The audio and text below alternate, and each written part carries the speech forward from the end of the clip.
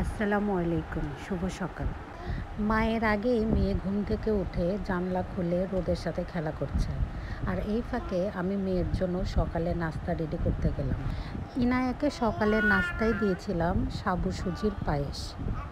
যখন খেতে চাচ্ছিল না তখন আবার কলা অ্যাড করে খাওয়ানোর চেষ্টা করলাম। মেয়ে আমার দিন দিন অনেক দুষ্টু হয়ে যাচ্ছে। সে আমার কোলে বসে খাবে, তারপরে চামিচ দিয়ে খাবে না, আমার হাতে খাবে। কী আর করার, অবশেষে তাকে হাত দিয়ে খাইয়ে দিতে হলো। মরিচ গাছের গোড়ায় অনেক আগাছা জমেছে, তাই মা নিয়ে চলে গেলাম আগাছাগুলো পরিষ্কার করার জন্য। মরিচের কালারটা অনেক সুন্দর হয়েছে। এই মরিচটা আমরা খাবো না, এটা থেকে বেসন তৈরি করব। আগাছা পরিষ্কার শেষে চলে গেলাম ইনায়ের দুপুরের খাবার তৈরি করার জন্য। ইনায়ের জন্য আজ শোল মাছ, মিষ্টি কুমড়া, টমেটো আর শসা দিয়ে রান্না করব। ইনায়াকে একটু একটু করে ঝাল খাওয়া শেখাচ্ছি, এজন্য সামান্য পরিমাণ মরিচ, অল্প পরিমাণ লবণ, আদা, জিরা, রসুন যেসব মশলা আমরা আমাদের খাবারে দিই সেই সকল মশলা আর সামান্য পরিমাণ সরিষার তেল দিয়ে কিছুটা সময় ম্যারিনেট করে রেখে তারপরে সামান্য পরিমাণ পানি দিয়ে রান্না করে নিলাম।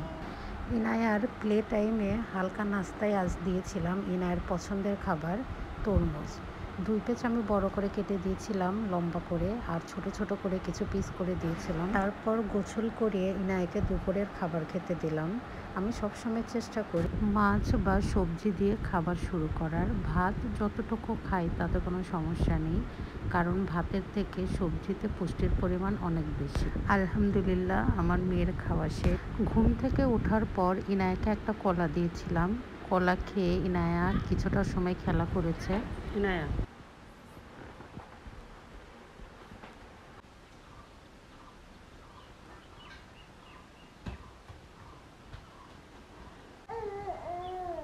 দাও, দাও, দাও।